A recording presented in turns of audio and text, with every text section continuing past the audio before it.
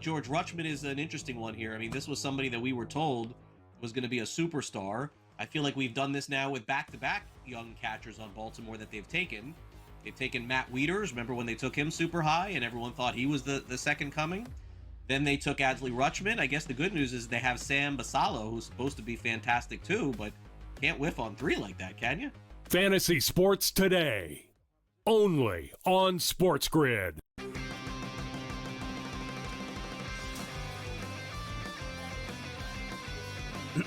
Class is in session. Today, let's talk about the teaser.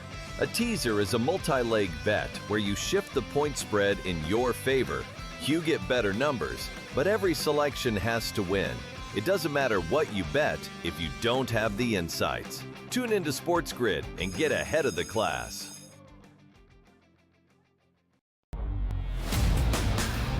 Last year, bumped up 10% for the season tickets here. The Bears this year going up by 13.5%. When is too much where it just comes like, I'm just going to sit at home on my couch and not be charged anything and enjoy my day, Joe? Yeah, exactly. Well, you'll see it because there'll be a lot of empty seats in that stadium, Donnie, and then you'll know when the line has been drawn. The early line, only on SportsGrid. Well, I ended up adding this since our show started here, Rohit, but his points prop tonight at 20.5 is the same number from the Iowa State game. That's a bit of a mistake, right? When we consider the gap in opponents here. I think Peterson specifically steps up. He needs to. I think he kind of owes this team a great performance. Game time decisions, only on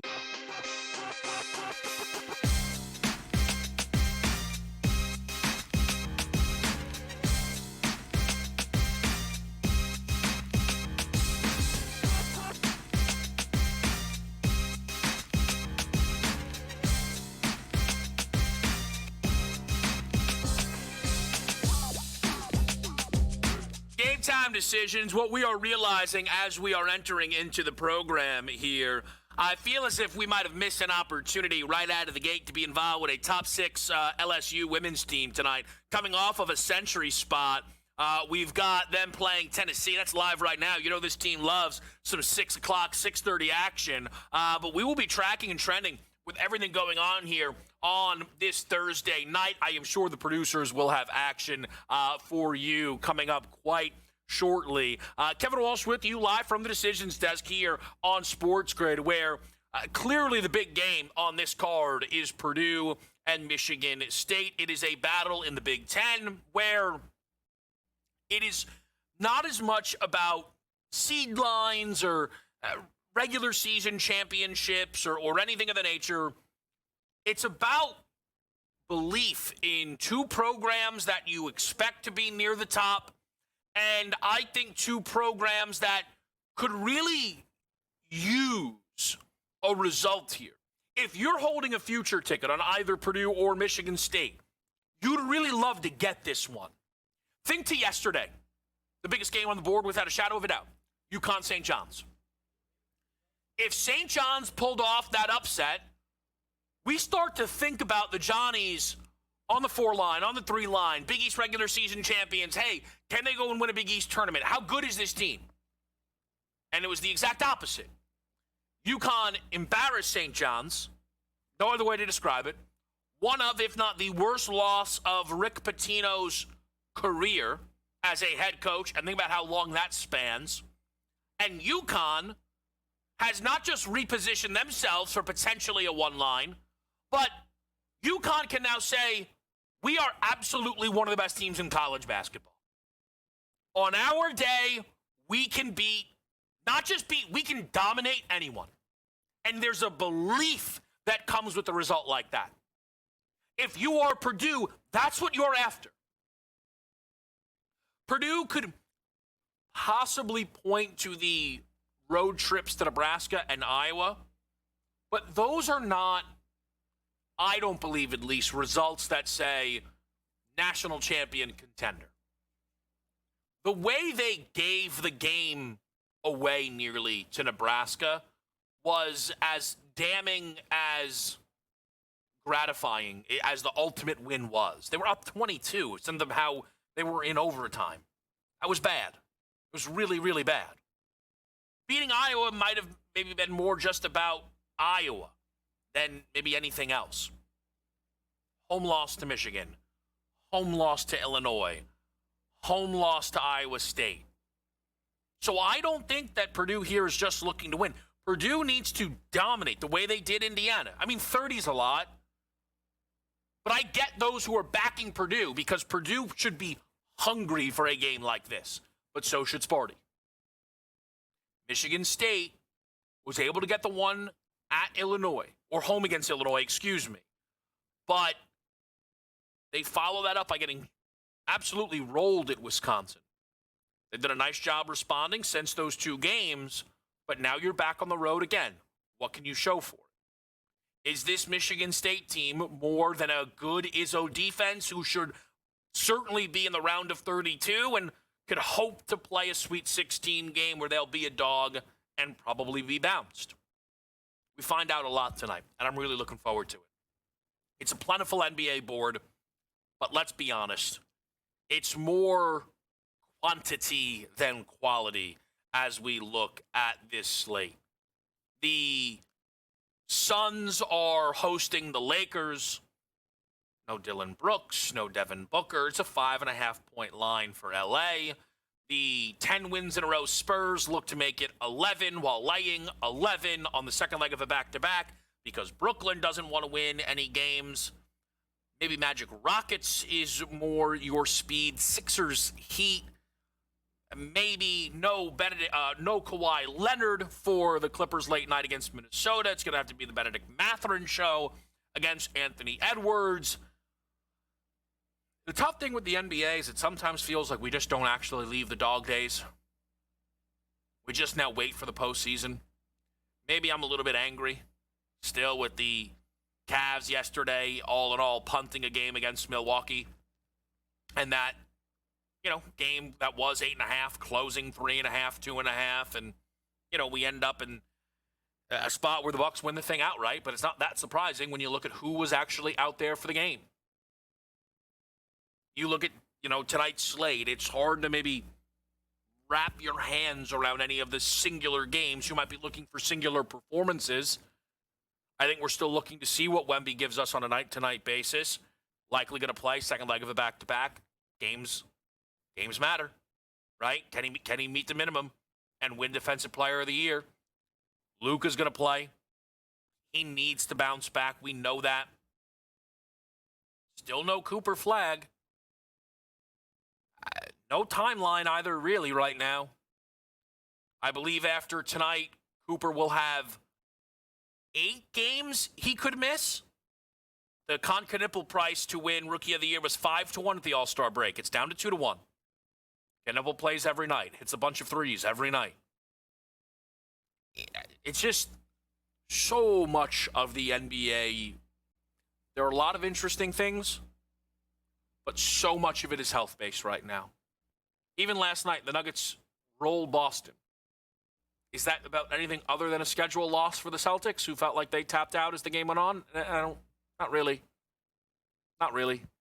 Didn't feel like a statement win for Denver. If anything, the statement was, okay, we're not useless. I do think it starts to get us ready, though, for the NFL draft, where we're starting to get some more markets. And as few questions as we have at first overall, we're starting to get more and more and more for second. Right now, Arvel Reese is the favorite, but a speedy David Bailey at the Combine is going to start to drop that number, the Texas Tech edge. Ruben Bain and his arms now the topic of conversation, checking in at plus 450. Clearly a lot of belief an edge rusher will go second overall. What you're also seeing, though, and I don't remember this being a thing, really, is NFL Combine markets on a book like the FanDuel Sportsbook. Fastest 40-yard dash, defensive back, tight end, an over-under for just the fastest 40-yard dash overall, 4.255, minus 148 to the under. I don't know. Probably follow the money. But it does show that the scouting combine and this is going to keep people interested in the NFL, and it's why we'll be talking some NFL on the show here tonight. Some of the questions that we have around the draft right now, I believe we're going to be joined tonight by Andrew Cayley of Covers. We've talked to Andrew a few times. Loves the NFL draft. He just recently put out his first mock draft of the offseason cycle. Curious to get an idea maybe where he and I differ in the moment. Things will change. I'm maybe even more curious where we agree, right? And, are certain things starting to point us in certain directions? We also get to bring Mike Blewett in a little bit later tonight and get Mike's thoughts on everything that the NFL offseason is set to deliver. We still have some NFL win totals out there that are worth looking at, and there are more markets just based around team success and team failure that are starting to pop up as well. We will continue to check in on the NHL slate. Yesterday, a mixed bag of overs and unders as we get back from the Olympic break. We also have a who at the top of the Cognizant Classic right now. So we will get to it all. It is a busy and a fun Thursday night ahead. It's Game Time Decisions on SportsGrid.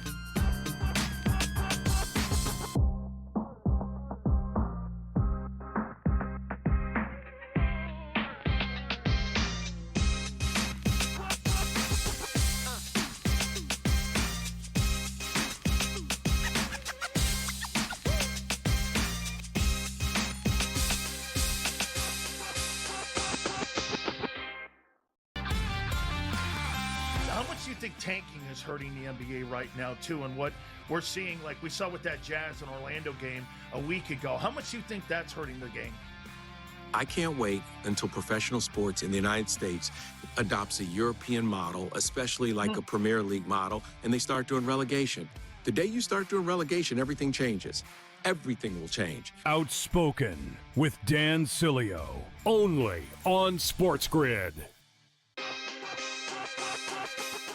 I ended up adding this since our show started here, Rohit, but his points prop tonight at 20.5 is the same number from the Iowa State game. That's a bit of a mistake, right? When we consider the gap in opponents here. I think Peterson specifically steps up.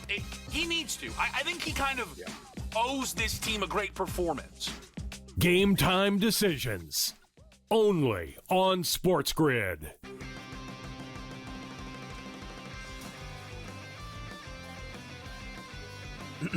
Class is in session. Today, let's talk about the teaser. A teaser is a multi-leg bet where you shift the point spread in your favor. You get better numbers, but every selection has to win. It doesn't matter what you bet if you don't have the insights. Tune into SportsGrid and get ahead of the class. I know that Florida lost at home to Auburn, and it's a real thing that happened. So you can't strike it from the record. But if you did, I think Florida's looked like the best team in college basketball for about 2 months. And I think there are a bunch of results that suggest that. College basketball today, only on SportsGrid.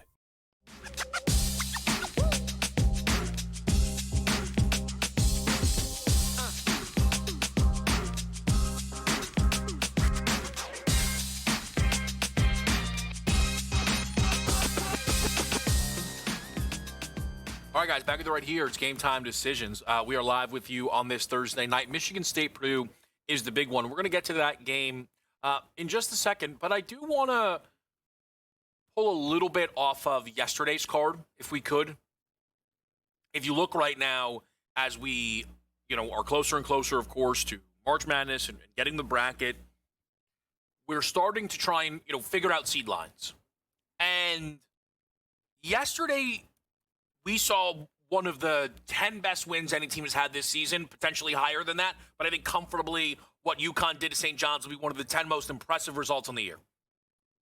I think St. John's missed 24 shots to close the game out. They were 11 of 56 from the floor, 20% from the floor, 6 of 36 from two. They were 6 of 36. I mean, it was a massacre by UConn.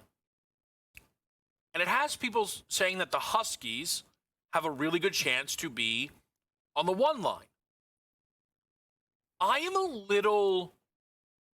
little thrown off by that. In the most recent bracketology, which I think, a lot of us just like to use because it's so notable and whatnot, that came out actually on Monday, or Tuesday, so it was prior to this result, had UConn on the 1 line. Right now in the net, UConn is 9th. On KenPom, UConn is 9th. Bart Torvik, UConn is 8th. How is UConn on the 1 line? I'm not fully following how that happens. I have an idea. I've talked it out with the team a little bit, and it might just be this notion that the Huskies will win out. Their remaining games are Seton Hall at home, double-digit favorite, and at Marquette, potentially a double-digit favorite. That'll make them 28-3, and then do they win the Big East tournament? They will be booked as a considerable favorite. And I don't think that UConn is a lock to finish right now 9th as they sit in these numbers. I do think that Duke, Michigan, and Arizona are locks to be 1 seeds. So that means we have 1 more up for grabs. Contenders would be Iowa State, who, through the lens of the committee this past Saturday, had them as a current number 1 seed. Houston as well, out of the, of course, out of the Big 12. Illinois, certainly. Maybe Purdue, and I would say Florida as well.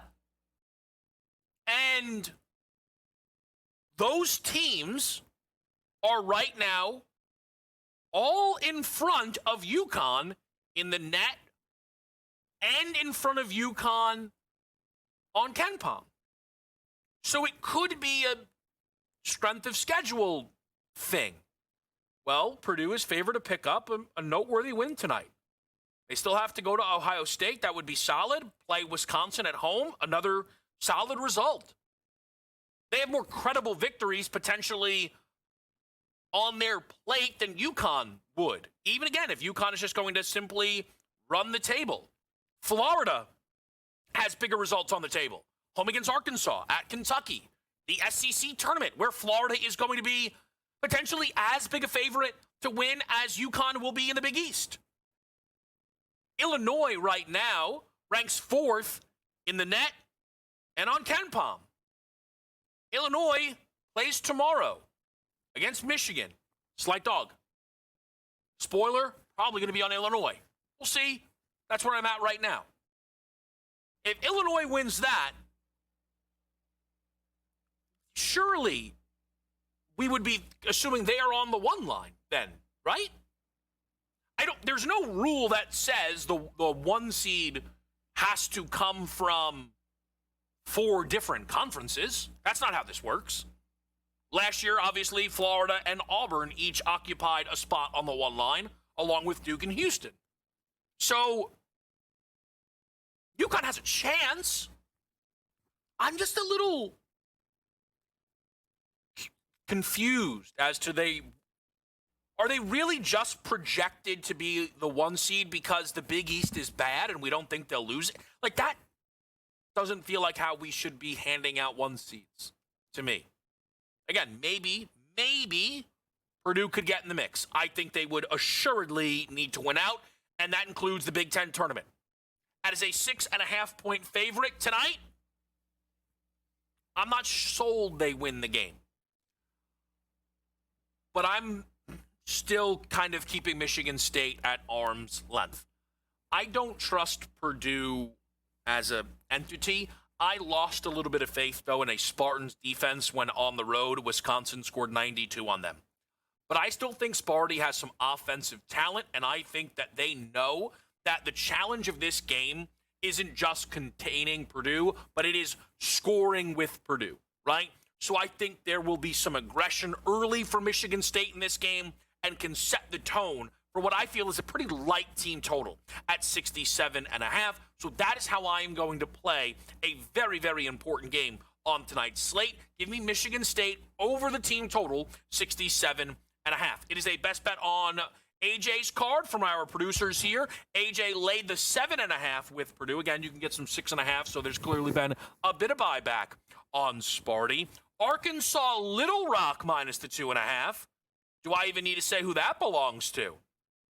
Come on now. Who do we have Arkansas Little Rock playing? When's the game? Don't hold back on all the information and intel. Late tip for Arkansas Little Rock. How do you spell Arkansas? People are asking. We'll find the game. Little Rock. Hold on. There it is. Morehead State. And then Blackhawks Predators over the flat 6. I love that. I absolutely love it. As Chris gets back to the hockey board, where I think he found himself a nice little home. We'll be rooting all of those in. Let's get to the NBA slate after a quick break right here on SportsGrid.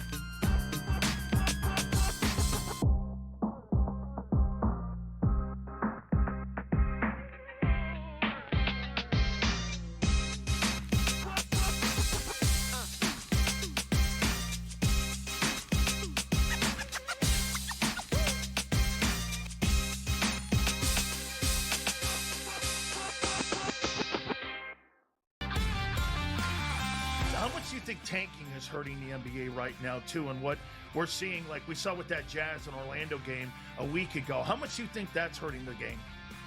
I can't wait until professional sports in the United States adopts a European model, especially like a Premier League model, and they start doing relegation. The day you start doing relegation, everything changes. Everything will change. Outspoken with Dan Cilio. Only on SportsGrid. Well, I ended up adding this since our show started here, Rohit, but his points prop tonight at 20.5 is the same number from the Iowa State game. That's a bit of a mistake, right? When we consider the gap in opponents here, I think Peterson specifically steps up. He needs to. I think he kind of owes this team a great performance. Game time decisions. Only on SportsGrid.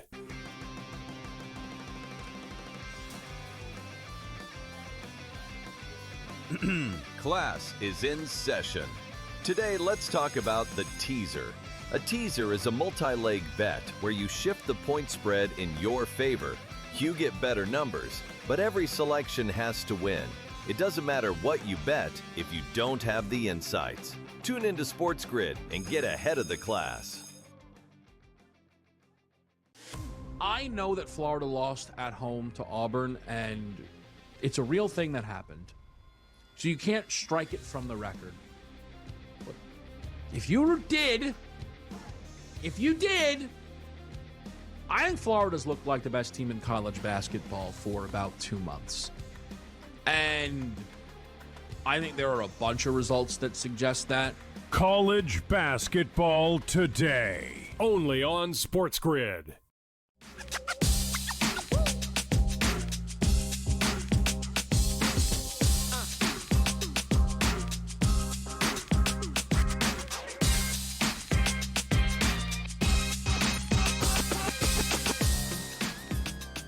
All right, Game Time Decisions back with you guys here on a Thursday night. And before we get over to the NBA, we are having a bit of an overtaking that I might have to, I have to be alert, right? If I can't say I didn't see it coming.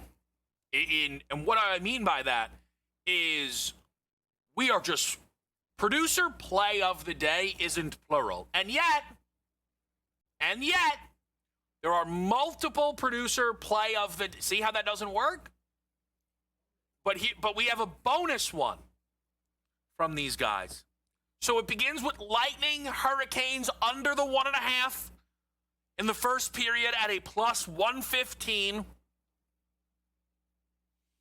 It's interesting because it's a collaboration, but I have to wonder, does this mean we had debates in the back room? I flatly refuse that they just liked the board this much. That I can't even remotely begin to accept that concept. And they've added the bonus. You know what? So I guess producer play of the day 2. It's just a card, guys. I'm onto it. I am. Maine and Albany over the first half total, 61 and a hook. Now, it's interesting here, right? Because you end up with a 6:30 tip, and you respect that. And yet, I am quite drawn to the NHL slate. There is a piece of me that wonders, should I be in the mix? Does anything speak to me on this NHL slate? Allow me to scan. I mean, you guys know I'm not a through and through NHL bettor. Hockey guy, those are different things. Canes Lightning doesn't speak to me. Senators Red Wings? No. Panthers Maple Leafs, that's interesting. You would expect Florida to roll. Zag spot. What was that score yesterday? Look at this A+ level handicapping of the NHL slate from me. 4-2? Sneaks under the number? Nah. I don't know. Toronto might have a little more juice there than people think. It's possible. Boston, Columbus, does nothing for me. Montreal, New York, nah. Penguins, they roll up New Jersey. There's no doubt in my mind there. No doubt in my mind there. That one gets ugly, if anything. Blues, Kraken, does that speak to anybody? I like the Penguins minus the on the puck line, I think. And that's capping hockey with Kev. Shall we? Let's go over your NBA slate tonight here. By the way, it's a disgusting NBA slate. It really is. Just calling a spade a spade. And what I offer up is quite disgusting, but I'll at least actually offer it up opposed to yesterday's Cavs punt, why did I bet it so early in the day situation. So the Spurs are on the second leg of a back-to-back, and they are a 10.5-point favorite. And I actually think that their money line is a little depressed because of the second leg of a back-to-back. So often people feel like, oh, there's some vulnerability there. I imagine there is maybe a bit of an outlier amount of Brooklyn Nets money line tickets relative to maybe spread bets, if you will, where people are like, I don't know if Brooklyn covers, but like if they're going to be in the mix in this game, then they're going to win it outright. Again, it's far more likely that they just lose this game by 1,000. When we are in the point when a team has no interest in winning, I mean, they tap out. Like if this final score is 125 to 82, I wouldn't really be that stunned. But at minus 500, I actually think that Spurs money line piece is useful. I do. And I know we're doing double road favorite here, but the Lakers have been machine-esque as favorites. And nobody wants anything to do with the Lakers right now for a million reasons. I agree with like 25% of them. But this is a good get-right spot. This ATS machine, Phoenix, is a little up against it because it's a long year and they aren't as talented and the injuries are mounting. And Devin Booker's out and Dylan Brooks being out with Devin out matters way more than we ever would have thought it would matter, but it matters. Luka and the Lakers should get right. Lakers, Spurs, moneyline parlay was around minus 137 at last look. Flip odds boost on it. I feel really, really good about that spot tonight. Let's get our guy Kyle in the mix here on a Thursday after a quick break. It's Game Time Decisions on SportsGrid.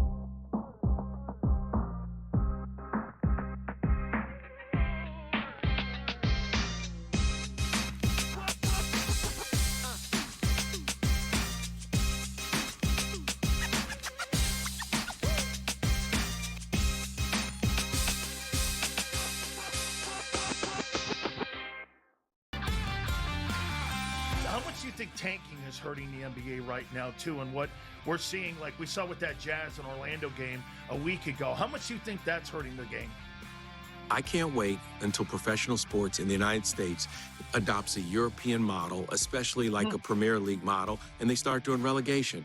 The day you start doing relegation, everything changes. Everything will change. Outspoken with Dan Cilio. Only on SportsGrid. Well, I ended up adding this since our show started here, Rohit, but his points prop tonight at 20.5 is the same number from the Iowa State game. That's a bit of a mistake, right? When we consider the gap in opponents here. I think Peterson specifically steps up. He needs to. I think he kind of owes this team a great performance. Game time decisions. Only on SportsGrid.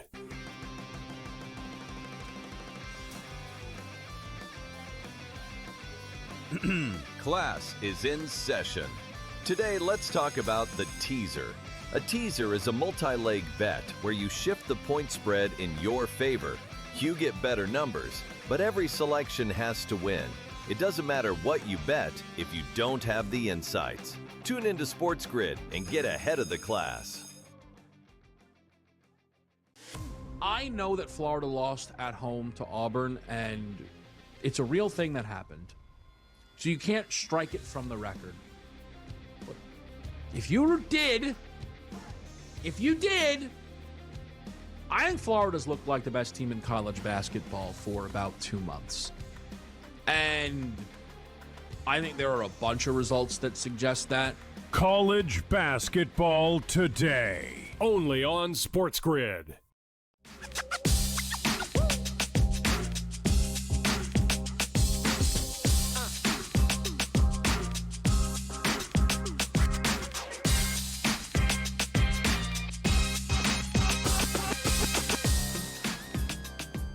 Game time decisions here on a Thursday night. That means our guy Kyle Soppe joining us here to go through the card. And Kyle, I want to make this quick because the Cognizant's not going to get a ton of love. Maybe you're not involved, although, I don't know, my history with you says you probably are involved. Yeah, I knew that. Right now, again, that leaderboard, it's a bit of a mess, but I'm always curious who you played before this tournament got underway. Yeah, I mean, first, let's tee this off. I think this may have been the craziest 24-hour golf window of all time. You've got Italian golfers falling down elevator shafts. You've got Willie Z withdrawing. You've got double bogeys, quad bogeys, double eagles, going back and forth. It was crazy. I've got Rasmus Højgaard and Aaron Rye live. I'm not sweating those positions right now just because Smotherman comes out and shoots 9 under. I'm not sweating it too much. This course jumps up and gets you at times here, water hazards, all that stuff. I would double down on both those guys. They're right in the 20-25 range to 1 right now. I have no qualms about going about that. Aaron Rye was my play coming in because he's a low ceiling, high floor kind of guy. If he's just going to keep it in the fairways, that plays. If you're going to avoid the water on all these holes, you go a few under every day and you're in the mix on Sunday. That's all I can ask for. Yeah, the one thing I would just say, and I haven't dove into how the numbers have kind of settled up here. I, with a tournament like this, kind of planned on let 2 rounds go, see where it sits. Sure. It's possible that you want to maybe get in after just the first round because right now, for anyone who doesn't know, the top of the leaderboard is a 9 under Austin Smotherman, and an 8 under Nico Echeverria. Less of a who, but still, come on. And then it's 4 under or worse right now. So the books have those 2 guys positioned as favorites, but they don't love it. 450, 5-1. So your Aaron Rye's, your Daniel Bergers, these guys, it might be now because those 2 guys could come way back to the pack. I think that's on the board. It's certainly something we'll keep our eye on. But, Kyle, I want to get over actually to the college quickly here. You took a position in the Michigan State-Purdue game tonight. Huge top 15 matchup. What do you like? Yeah, I've got both teams rated top 10 in my model here, and I make the difference about 6.5, 7 points. So the spread sounds about right to me right now. Purdue laying 7 in a hook. So I'm not getting involved in that market, but I will go under the 142.5. Listen, you've got 2 bottom 100 teams when it comes to pace in the country and 2 top 25 defensive rebounding teams. So you're not looking at a lot of easy chances, second chances, things like that. Not a lot of pace, not a lot of possessions. And both point guards for these teams, they're rock solid. They're the reason we like these teams. And I trust me, Braden Smith, I would go to war with that guy. But asking him to put a ton of points on the board, neither one of these guys, him or Fears, is going to turn over the ball a ton. No transition opportunities. I think the winner is touching 70, 75 points here, so that'll take me under 142.5 in most cases. Yeah, this is one of these games where I understand all four over, under Michigan State, Purdue. Sure. I think it's a very, very tough game to call. I landed on a Michigan State team total towards the over, but I'm more than prepared for them to have 29 at the break. And it's like, oh, never mind. They ended up with way too many Cohen Carr corner threes that he didn't even want to take, and the whole thing is a bit of a disaster. I do think there's going to be a lot of energy in that building, and I'm just wondering if it plays a little bit quicker than maybe it necessarily should. Can I ask a follow-up selfish question here, Kyle? Because you mentioned a model and just how that top 10 looks. I am curious, if you have it in front of you, who those 1, 2, 3, 4 are for you right now within that model. Yeah, I mean, it's been the top 3 haven't changed since the beginning of January. That's been Michigan, Purdue, which through the 3-game losing streak and everything, they've stayed up there, and Duke. Nobody's surprised there. Cameron Boozer and the crew as solid as ever. Maybe trying to make good on what the team last year couldn't do. But Illinois checks in at number 4 here. That offensive efficiency is just all over the place. It's impossible to slow them down. The defense, a major concern. 85th in the country right now, and I think that might be overshooting what they can do on the defensive side of the ball. But they're a top 10 rebounding team, top 10 in free throw percentage, and none of these real good teams shoot free throws at a high rate, so that's really grading out well. They've moved in. It's really a tier 1, 2, 3, and then like 4 to 10 is a tier, but right now I've got it Michigan, Purdue, Duke, and Illinois in that order. All right, now I want to get over to the NBA here. The Lakers game sounds like one that you and I might be seeing somewhat similarly here. They're on the road in the desert against the Suns. Yeah, I think there's a million ways to play the Lakers, which is weird because they're a chalky team. They're a public team. I don't usually like going that way because there's a tax in betting teams like that, or the Cowboys, Scotty Scheffler, guys like that. There's just an inherent tax, but I think it's right here. They're 5-0 in their last 5 games as road favorites. That's ATS, not just outright. They're covering the spread on the road when they're favored, and they're doing so early. In their last 4 games in those spots, they've won the first half, each quarter in the first half. They've won 8 straight times, and they're winning them by more than 10 points a quarter. To me, that screams take the Lakers and take them early. I'm laying 2.5 in the first half here. Phoenix, they're without a rudder here. We know the Devin Booker injury is there. None of us thought Dylan Brooks would be this important, but he is, and he's out with a left broken hand at this point. I don't see how they get to 100 points, let alone 50 in each half. Give me the Lakers by like 10 to 15 in the first half. That covers easy. Yeah, that is that's what I'm expecting. And I just think they'll hold on, actually, this go-around here. So something that Kyle and I spoke about, I think it was the first night back from the break, was Hornets-Rockets. And despite it being unlikely, worked perfect. Rockets win the game, Hornets cover a light number. And Charlotte did something in the first 2 games that you will maybe never, ever see. Honestly, you may never see it in NBA history. They lost by 4 as a 4.5-point dog and by 5 as a 5.5-point dog in their first 2 games out of the break. Heroes. They're heroes. Kyle, I am livid because I was on them in both games, and I should have said, you know what, guys, you have my money rest of season. And instead I was like, maybe I'm playing with fire. Now they're just slaughtering the bad teams. They're a massive favorite tonight against Indiana, one of the bad teams. How are you going to look to get involved with this game here?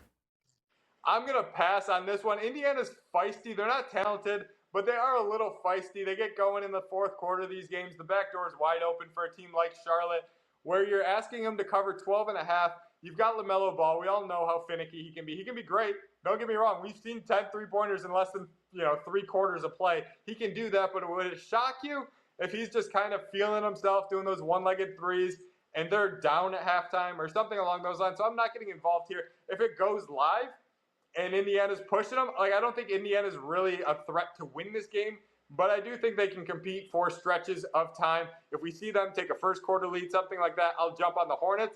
I think your general idea is right, that they can kind of pound these bad teams into submission, but I want to see it before I believe it. I don't want to lay 12.5 from the jump. It is remarkable that we are at a point where I will say, I cannot tell how much the Hornets laying that many points on the road is an indictment of tanking versus Yeah. like how good the Horn. I don't know how, like, it's obviously a little bit of everything, but it is 13.5 the Charlotte Hornets, who, by the way, multiple games under 500. The Mavericks and the Kings, I mean, goodness me. Leave it to Kyle Soppy to find some value in Mavericks Kings here. Kyle, what do you like in this game? Yeah, I mean, we can't outrun these terrible teams. So at some point, we're going to have to embrace it. I'm going the Cooper Flag side of it with the Mavericks here. Flag out. He's been out for 4 games. He's going to miss more time. So I'm going with how they're reacting to that and what the offense looks like without their centerpiece in there. And it's a lot of Brandon Williams driving the ball, and he's just passing it all over the place. I love to see that. His drive rate is up 37% since Flag went out, but the pass rate is spiking. It's up over 50% from where it was the month prior. So he's driving and kicking, and he's kicking to Najee Marshall, who's driving a ton, and he's shooting, though. He's not passing. So the roles seem to be awfully defined here. If you can grab Brandon Williams over 4.5 assists, Najee Marshall over 18.5 points, I like both bets separately. You pair them together, you get an SGP that's 2.25. I'll play it that way in a game that I otherwise wouldn't have no interest in watching. Yeah, that's what the props market is for. Kyle, man, look, we really appreciate it. Great stuff as always. Best of luck on the card tonight. We'll continue to dive into the NBA card, perhaps some relevant information in that MVP race coming up after the break here on SportsGrid.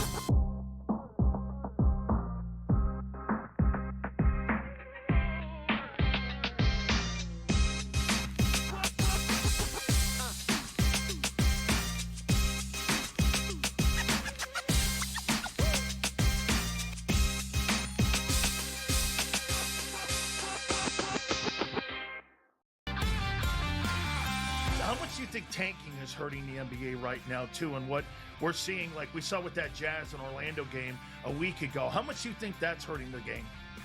I can't wait until professional sports in the United States adopts a European model, especially like a Premier League model, and they start doing relegation. The day you start doing relegation, everything changes. Everything will change. Outspoken with Dan Cilio, only on SportsGrid. Well, I ended up adding this since our show started here, Rohit, but his points prop tonight at 20.5 is the same number from the Iowa State game. That's a bit of a mistake, right? When we consider the gap in opponents here. I think Peterson specifically steps up. He needs to. I think he kind of owes this team a great performance. Game time decisions, only on SportsGrid.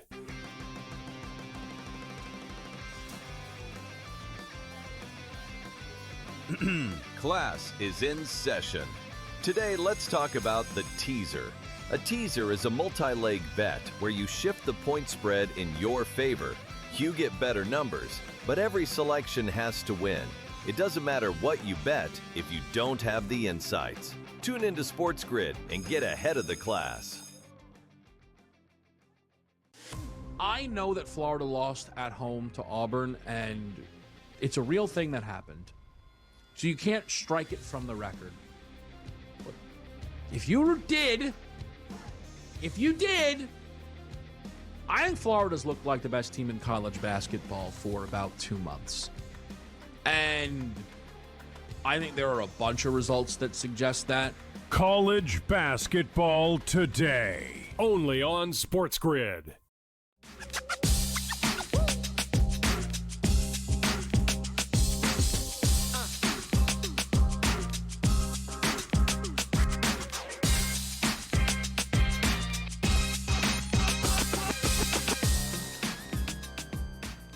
All right, back with you here on SportsGrid on a Thursday night. And within the last 45 minutes, there was some relevant information in the NBA.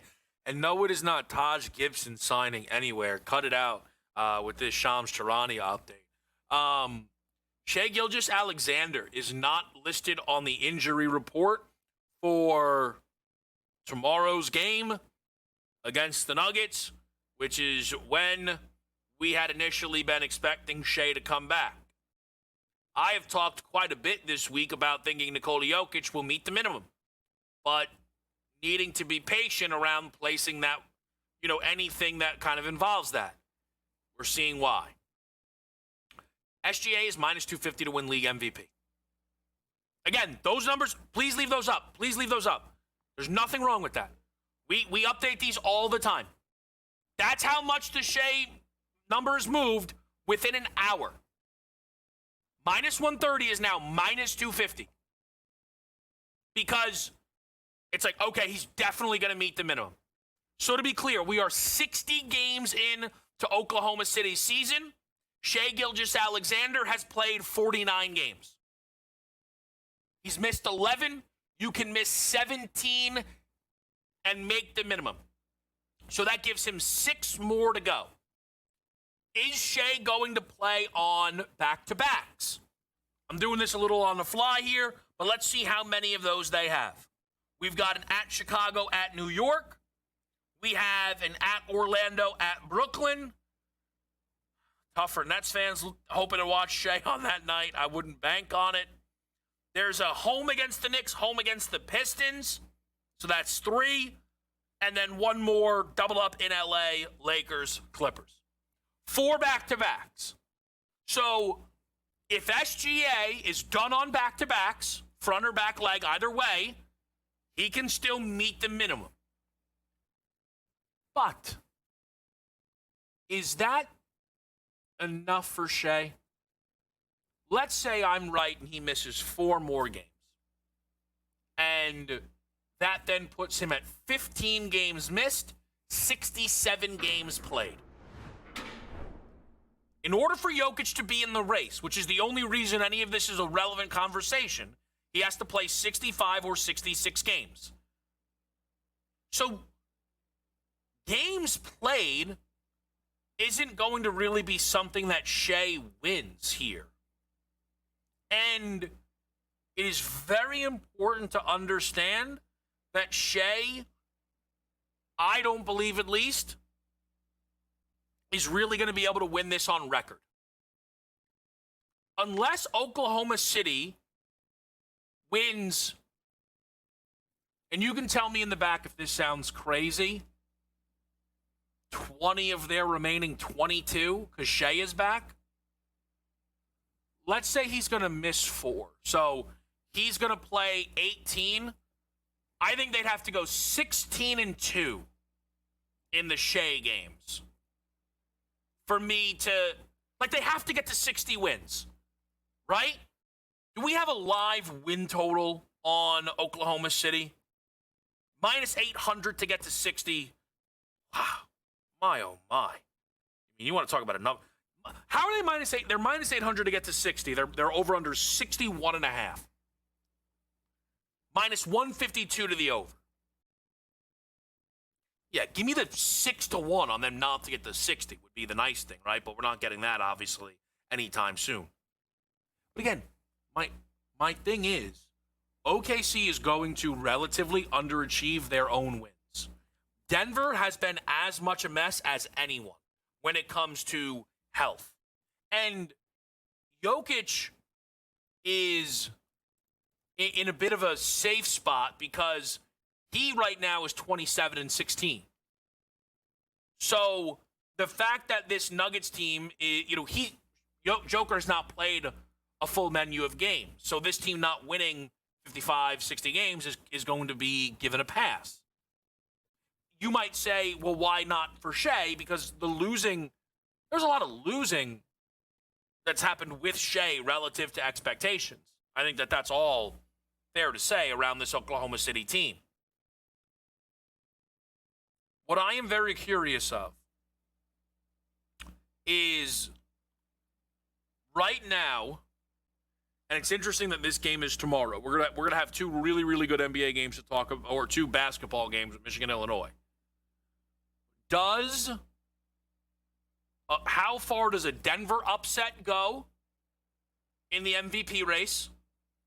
How far does an OKC rout go in the MVP race? And also, what are our expectations for those games? Numbers out right now, it's 8.5 OKC. I don't think it closes 8.5, though, because Jamal Murray just left another game injured. and he's questionable. Maybe Murray plays, but like if Jokic wins that game outright, it's going to move the number quite a bit. But you get paid right now on an OKC money line. I mean, it's less than the MVP price, but just wait it out. I don't know. I think Jokic is interesting. If we can get up to, if we get an OKC win and a 5-1, 6-1 Jokic ticket, I think that becomes interesting. I do. I think that becomes something for us to keep our eye on in the MVP race. Here's the other one, and the reality is I should have just played the Con Knipple 5-1. I've come to terms with that. We need to get a Cooper Flag update, though. I am just wondering if the Cooper thing is as simple as when he comes back, he doesn't miss games. And they give him a chance for Rookie of the Year. They've played 57. He's right now at 49 missed. So that's 8 missed. Misses again tonight, that's 9. 8 more of room for Cooper Flag. The problem, though, again, is are we sure Con Knipple's not going to deserve it over him? Or, like, that's one of the crazier things, and it's why we highlighted this race. But Con Knipple, averaging only a point less a game, shattering a bunch of records on a good Hornets team, is a different equation. We're going to talk a little NFL draft after a quick break on a Thursday night.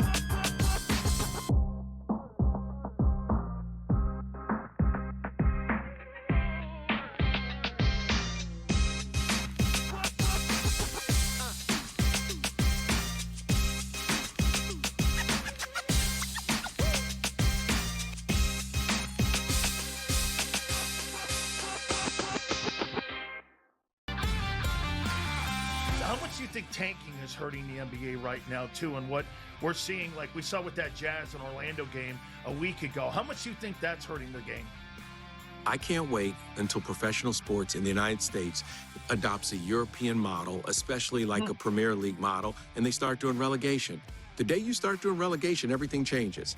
Everything will change. Outspoken with Dan Cilio, only on SportsGrid.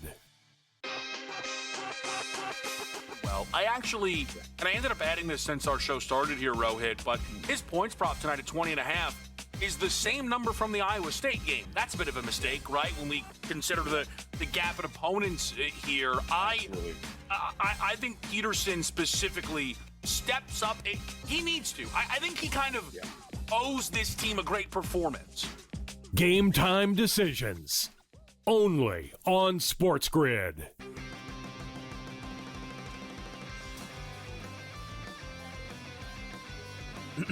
Class is in session. Today, let's talk about the teaser. A teaser is a multi-leg bet where you shift the point spread in your favor. You get better numbers, but every selection has to win.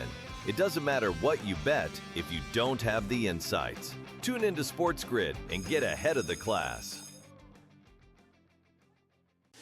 I know that Florida lost at home to Auburn, and it's a real thing that happened.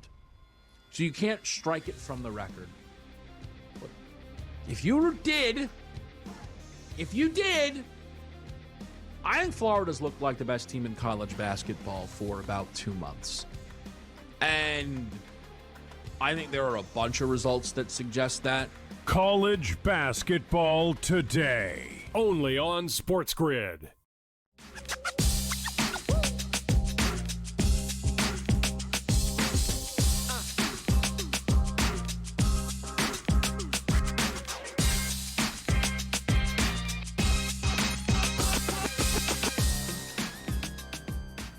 In the mix on a Thursday night, I said that we would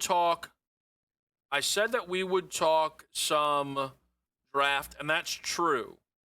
But I'm a little interested in some.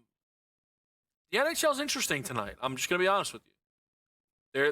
There's a little bit of juice there. That's how I see it right now. And I'm curious how we can play it. Do we think these Leafs score in the first period? Do we do a little Leafs, Penguins, each team to score in the first period? I mean, Here's another question for the people. This Lightning Hurricanes first half period under, plus 115. First period, whatever it is. Are you rooting that in? Or do you think it's a little piggish that they gave out multiple producer plays? I'm curious. They think it's scoreless, eh? How many games in this 7 o'clock window have a goal in the first period? How many do we have right now? 6? I think 6 of them. Each game to have a goal in the first period? What would that pay out? Can I try and move some things around quickly here? I don't know what's going on right now, but the hockey feels fun. And I don't even know if that's true, but it's what I'm thinking. Hold on. Oh, this is an easy click situation. Oh boy. I sound like Sabrina. Plus 132 for all 6 of these games to have a goal in the first period. Any interest? Who loses? I mean, sir, come on. Who loses? Probably none of them, right? Probably Sharp. Probably Sharp. Not that game. That's one on the board. That's one on the board. I mean, people are saying it, not me. But respected sources close to the situation. That's how I feel. I think Toronto scores against Florida. And I think the Penguins, I think the Penguins might just smash the Devils. 8-1, something great. I don't know what I'm talking about. I really don't. Yet here I am, needing another commercial break so we can lock in some action on this NHL slate. Does anyone want to line shop for me the best price on Penguins on the puck line?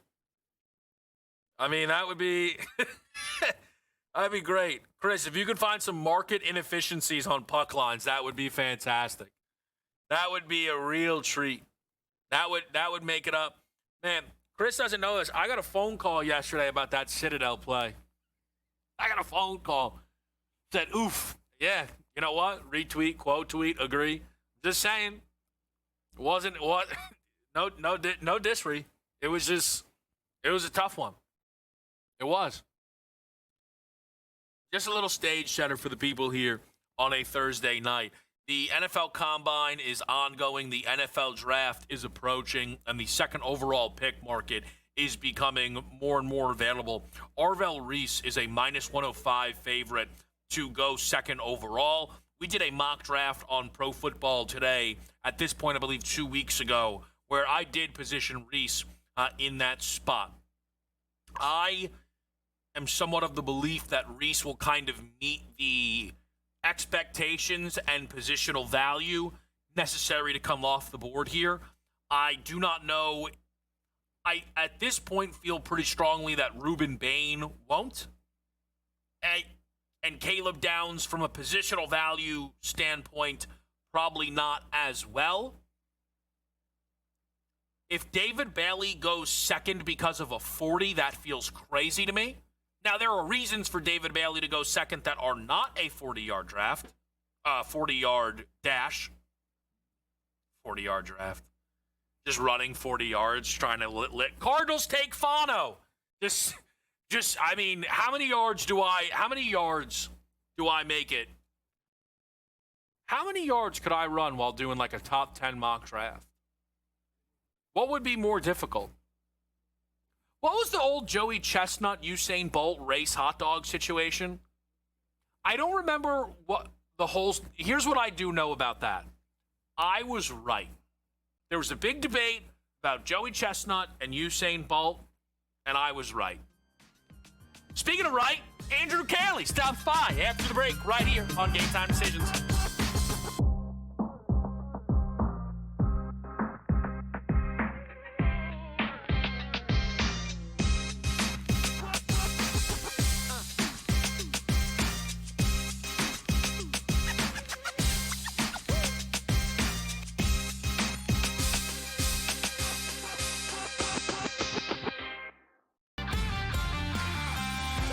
think tanking is hurting the NBA right now, too, and what we're seeing, like we saw with that Jazz and Orlando game a week ago? How much do you think that's hurting the game? I can't wait until professional sports in the United States adopts a European model, especially like a Premier League model, and they start doing relegation. The day you start doing relegation, everything changes. Everything will change. Outspoken with Dan Cilio, only on SportsGrid. Well, I ended up adding this since our show started here, Rohit, but his points prop tonight at 20.5 is the same number from the Iowa State game. That's a bit of a mistake, right? When we consider the gap in opponents here, I think Peterson specifically steps up. He needs to. I think he kind of owes this team a great performance. Game time decisions, only on SportsGrid.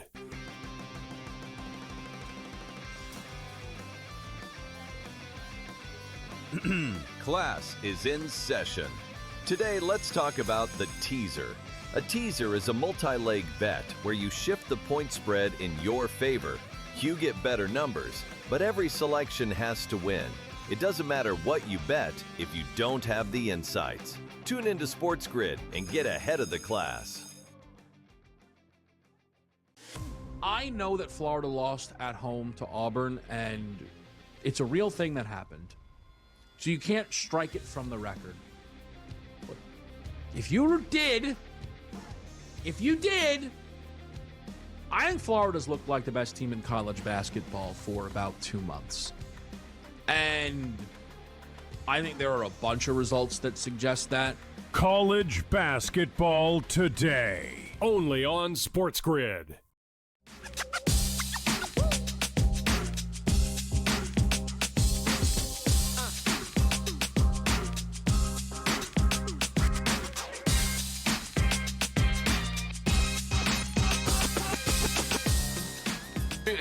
Guys, show's really interrupting me trying to get in on this Toronto Maple Leafs first period team total. I mean, really, can we run another promo? You know what I mean? Let's get Donnie giving out a couple of takes or something here. Unbelievable. You know what? Then again, maybe we have someone who can help us out here a little bit.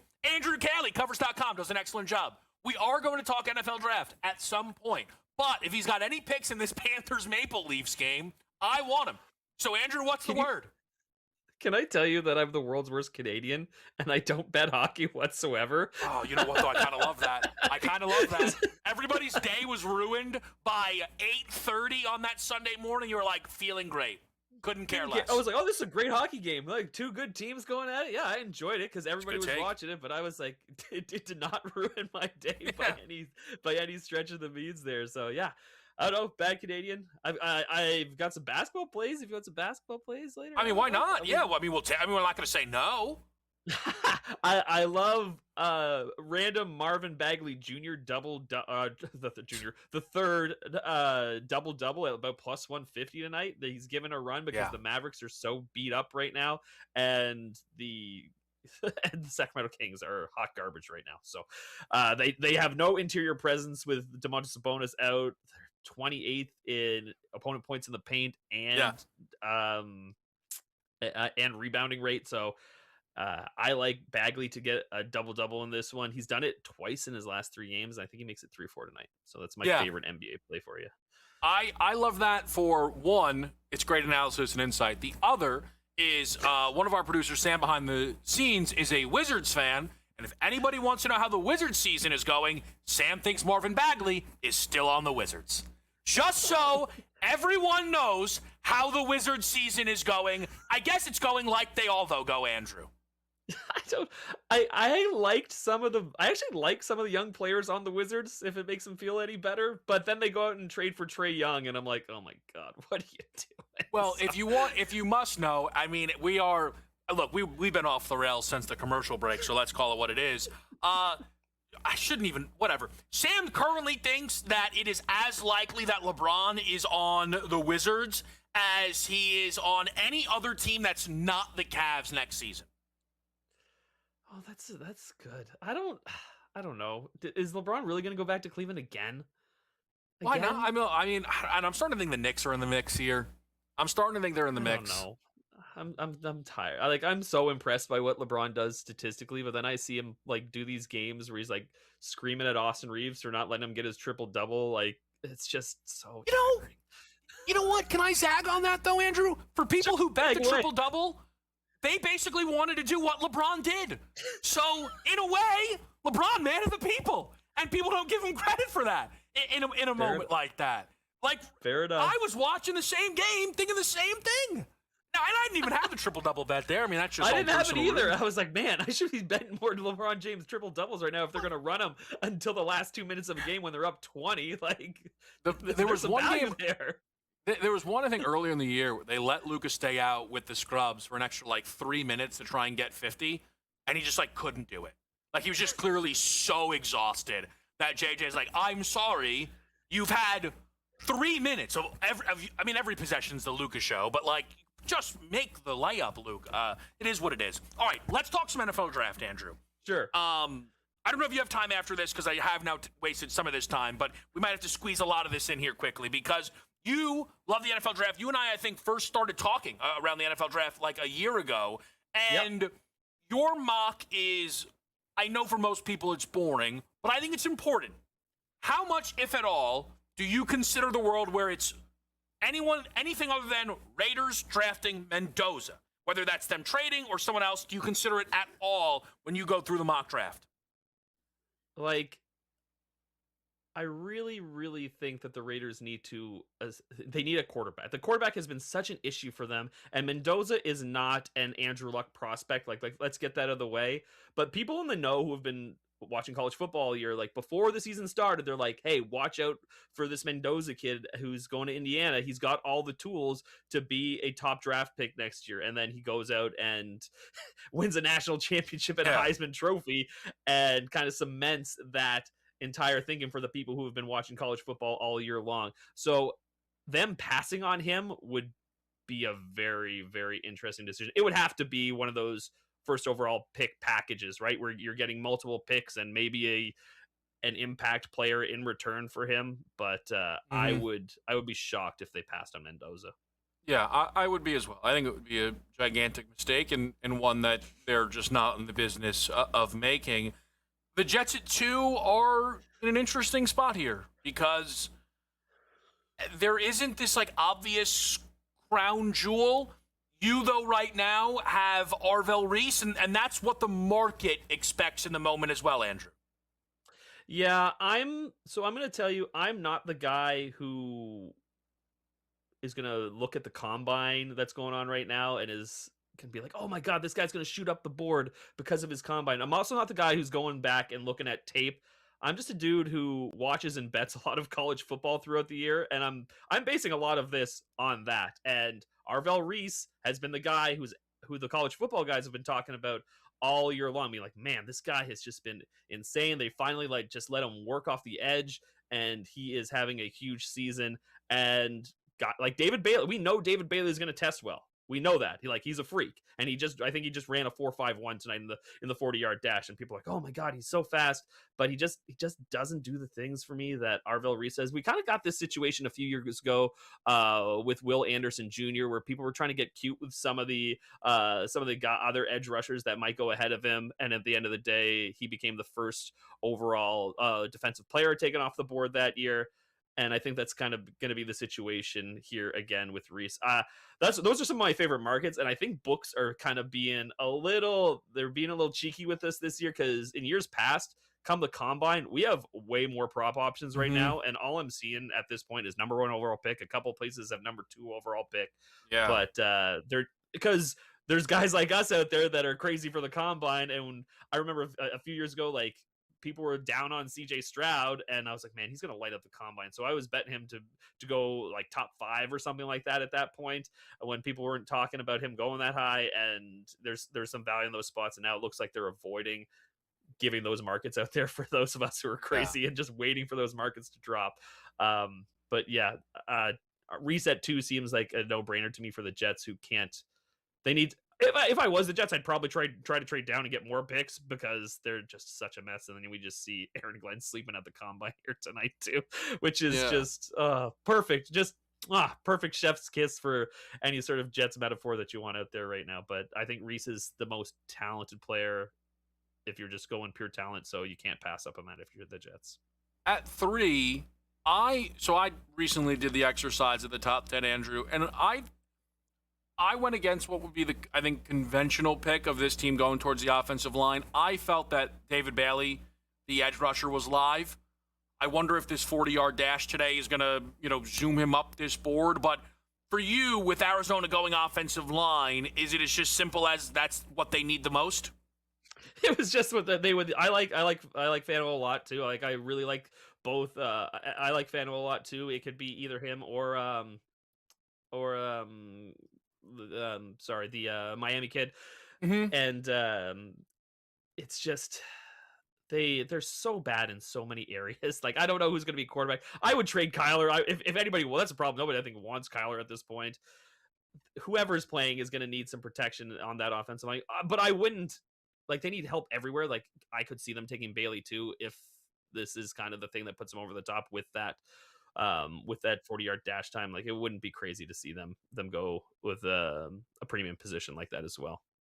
Yeah, I think when you just kind of look through the mock here, the one thing that made me happiest, I will just let you know, Andrew, is the Giants not drafting a receiver, because I still find that to be crazy, even though a lot of respected people think it's going to happen. Andrew, we appreciate it a ton, man. We'll be right back here on a Thursday night on SportsGrid.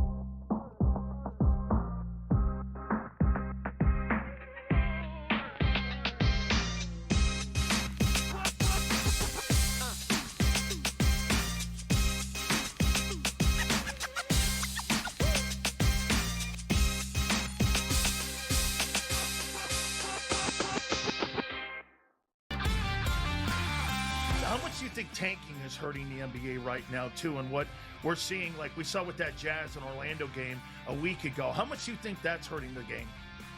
I can't wait until professional sports in the United States adopts a European model, especially like a Premier League model, and they start doing relegation. The day you start doing relegation, everything changes. Everything will change. Outspoken with Dan Cilio, only on SportsGrid. I ended up adding this since our show started here, Rohit, but his points prop tonight at 20.5 is the same number from the Iowa State game. That's a bit of a mistake, right? When we consider the gap in opponents here, I think Peterson specifically steps up. He needs to. I think he kind of owes this team a great performance. Game time decisions, only on SportsGrid.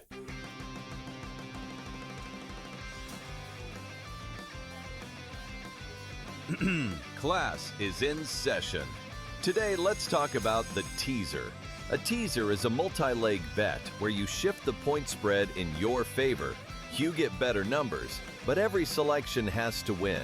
It doesn't matter what you bet if you don't have the insights. Tune into SportsGrid and get ahead of the class. I know that Florida lost at home to Auburn, and it's a real thing that happened.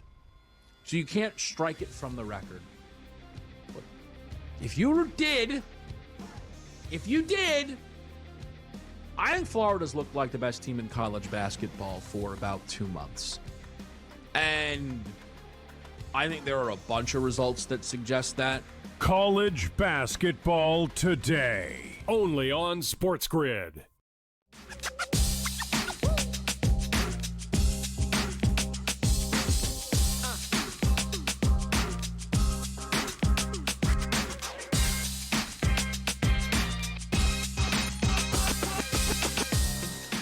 All right, we are back here, and Andrew Cayley sticks around, which is fantastic because there's actually quite a bit more I wanted to go through with his mock draft. You can find this over on Covers. You can find him on Twitter at @Covers_Cayley.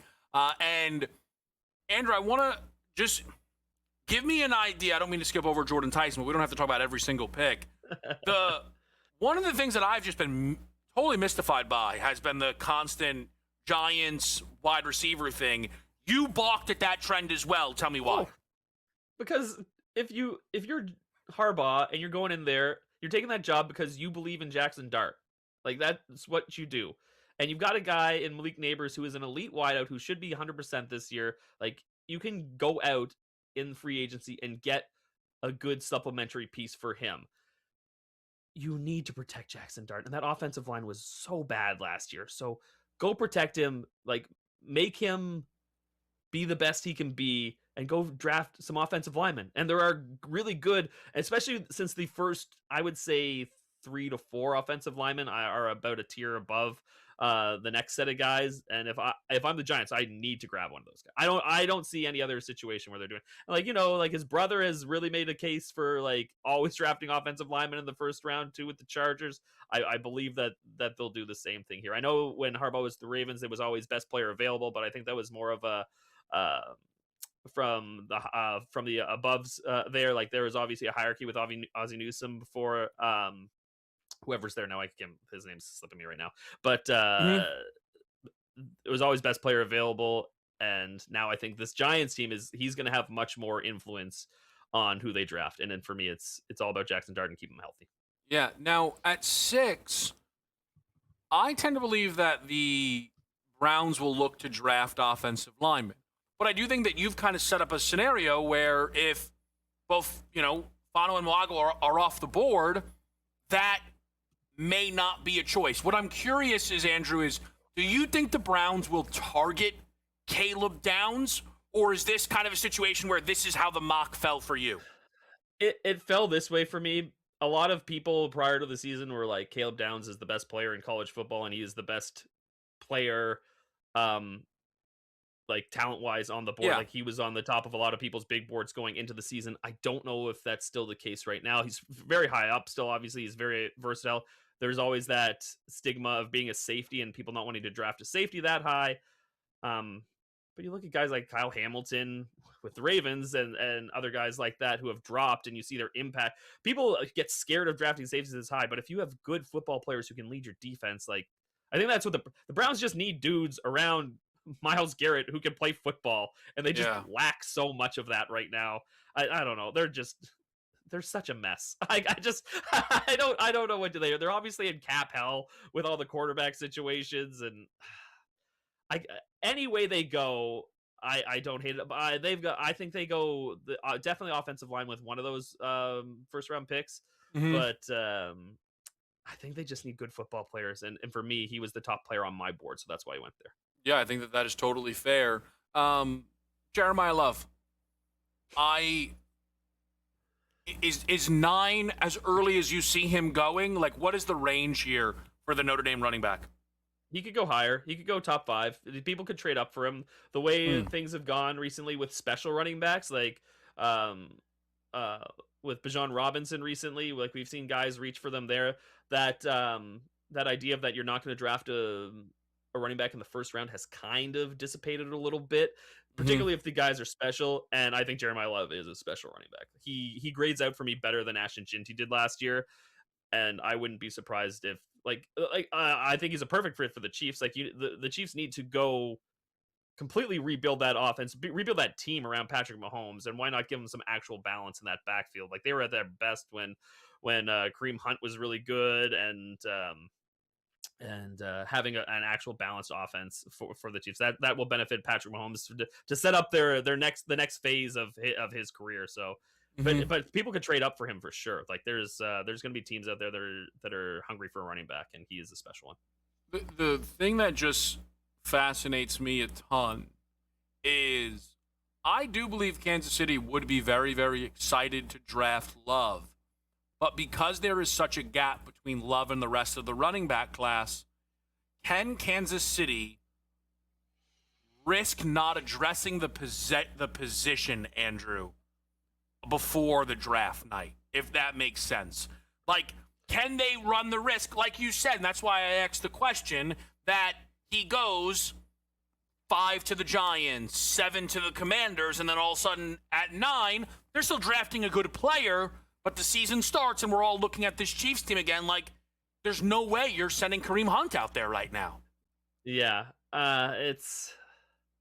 there are some good backs like in this draft. Like, it's not a super deep class, and like, I think if you miss on him, then you kind of fall back to that hey, there's a guy we can get in the second or third round there, and there are some impact guys, I think, in this class that people are overlooking, including his teammate at Notre Dame, Jadarian Price, another really, really talented back. Emmett Johnson from Nebraska looks really good as well.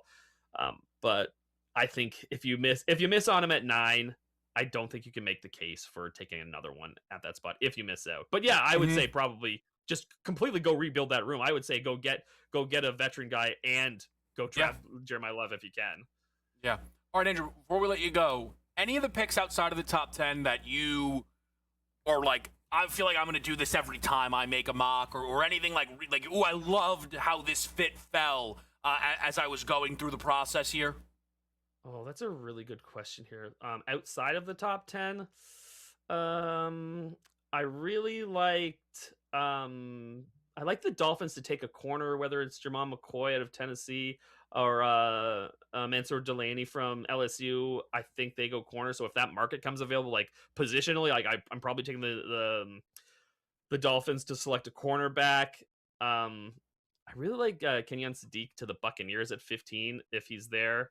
I think he's another guy who could kind of impress during the process and rise up a little bit, but they really need help at the tight end spot.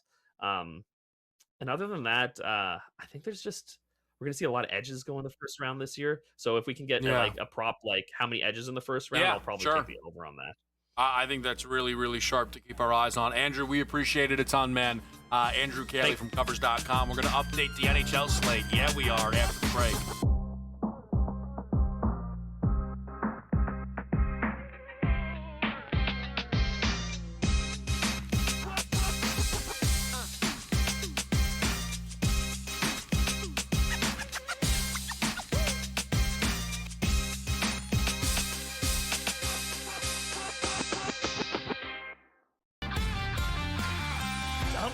Tanking is hurting the NBA right now too, and what we're seeing, like we saw with that Jazz and Orlando game a week ago, how much do you think that's hurting the game?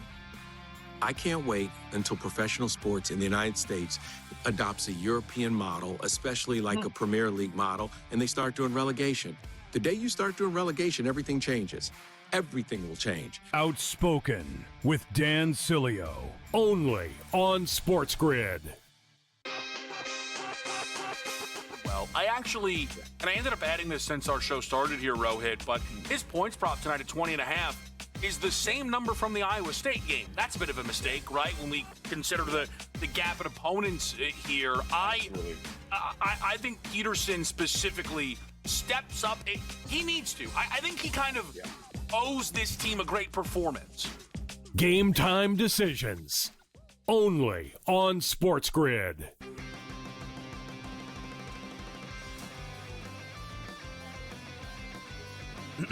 Class is in session. Today, let's talk about the teaser. A teaser is a multi-leg bet where you shift the point spread in your favor. You get better numbers, but every selection has to win. It doesn't matter what you bet if you don't have the insights. Tune into SportsGrid and get ahead of the class. I know that Florida lost at home to Auburn, and it's a real thing that happened. So you can't strike it from the record. But if you did, I think Florida's looked like the best team in college basketball for about 2 months. And I think there are a bunch of results that suggest that. College basketball today, only on SportsGrid.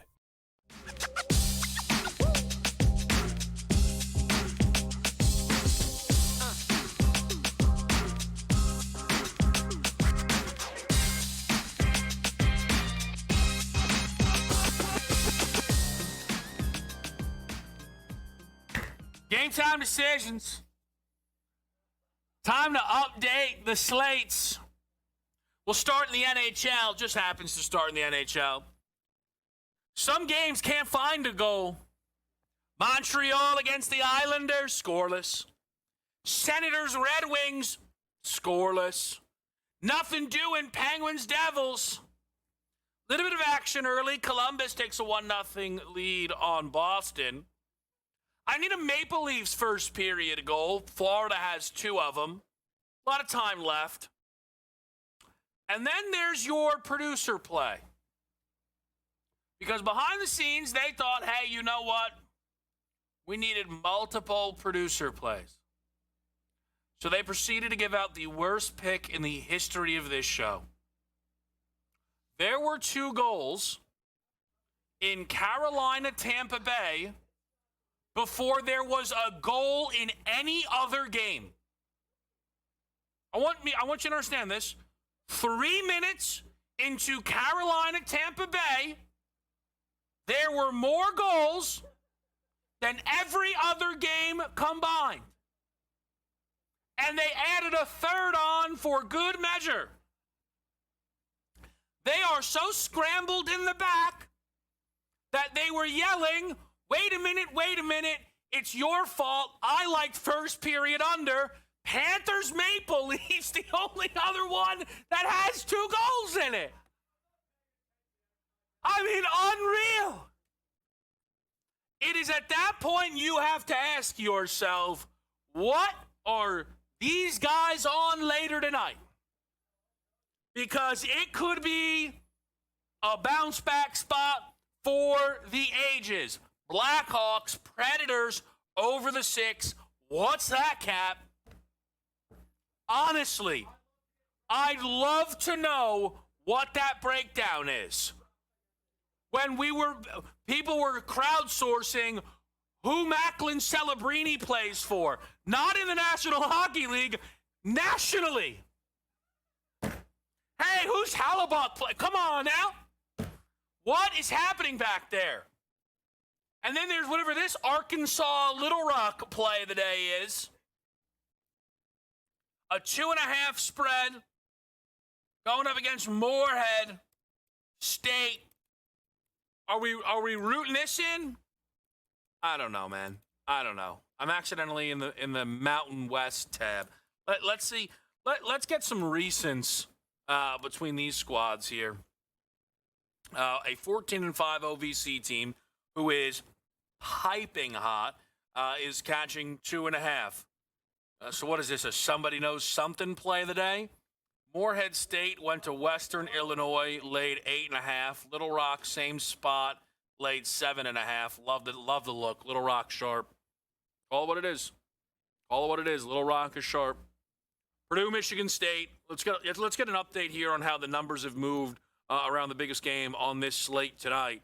We have Sparty right now back up to 7.5 in a spot or 2, but primarily now this number is 6.5. Your listed totals climbed up a bit. We're seeing 143.5 in the market, and even 144.5. So totals pushed up quite a bit from open, and the side has lightly circled back towards Michigan State. Not a crazy bit, but just gives you an idea of where things settle in. Early on your NBA slate here, high-scoring affair between the Sixers and the Heat. Miami trails Philly by 5 as Embiid and Maxey have scored 20 to Miami's 20. Charlotte spotted the Pacers an early 7-point lead. They have pulled that back quite quickly. Brandon Miller with a couple of threes. LaMelo Ball leading all scorers with 8 in his own right. At 7:30, we will tip off Atlanta and Washington. Magic Rockets, okay. And then a Nets Spurs game where the Spurs are a part of a little 1-2 step for me on the NBA slate tonight with some moneyline favorites in San Antonio and then the Los Angeles Lakers. Let's click again. We'll use, what do we want to use? We'll use DK. It's in front of us. And that right now is a -141. Again, shop around, find the best that you can. Maybe slap a boost on it if they're out there and available. And get in the mix, folks, on an NBA slate tonight. Speaking of getting the mix, Mike Blewett next, right here on Game Time Decisions.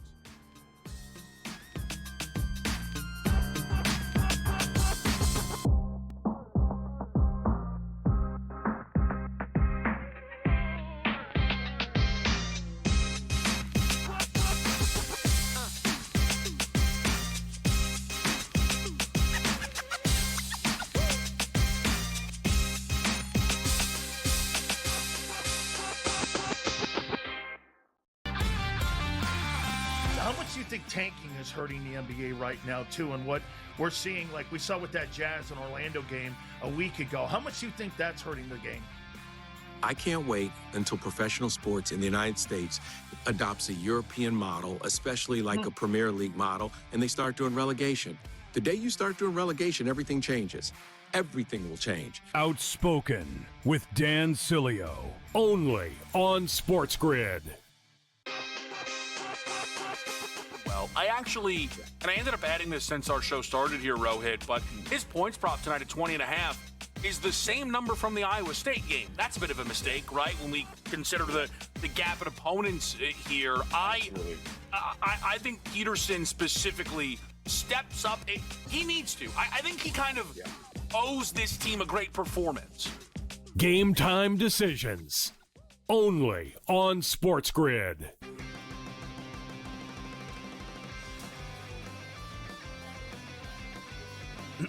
Class is in session. Today, let's talk about the teaser. A teaser is a multi-leg bet where you shift the point spread in your favor. You get better numbers, but every selection has to win. It doesn't matter what you bet if you don't have the insights. Tune into SportsGrid and get ahead of the class. I know that Florida lost at home to Auburn, and it's a real thing that happened. So you can't strike it from the record. But if you did, I think Florida's looked like the best team in college basketball for about 2 months. And I think there are a bunch of results that suggest that. College basketball today, only on SportsGrid.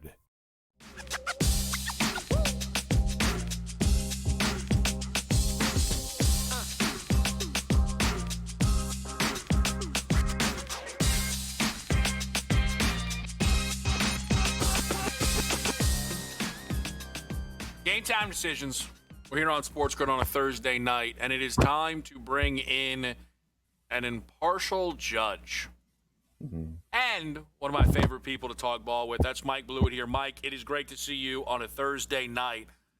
The good thing about Mike is he may not know what he needs to be an impartial judge on, but I know he is more than ready for the task. Mike, each night here on Game Time Decisions, along with the best bets, we have producer plays. And I should really emphasize we just have one producer play. Primarily, they try and give the people something, in that 6 to 7 window that starts early, that people can root in and get excited. For some reason, they thought tonight they should have multiple producer plays. Now, they gave out a winner right up your alley. Maine, Albany, first half, over the 61 and a hook. Flew, never a doubt, right? Thank you very much. The problem, Mike, is they got greedy. On their own volition, gave out a second pick, and I think it's the worst pick in the history of the show. Carolina, Tampa Bay, first period under.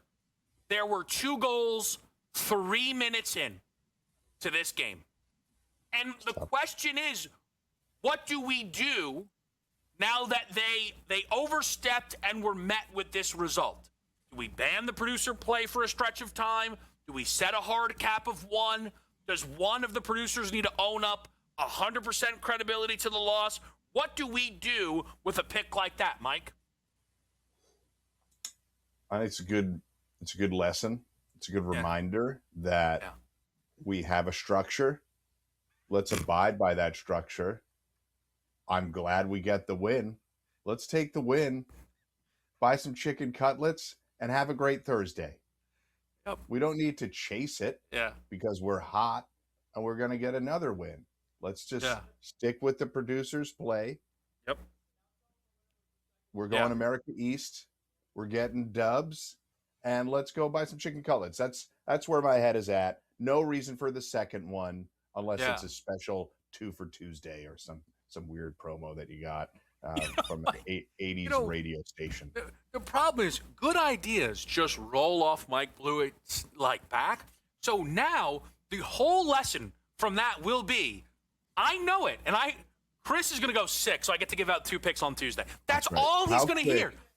was Tuesday even out of my awful. mouth before Yarnell and Koski were scribbling it down. No, it's a on good their point. legal pad. It's a really, really good point. All right, so Mike, we're of course gonna talk some football here on a Thursday. I do want to throw a college basketball question that I feel is a bit up your alley. Yeah.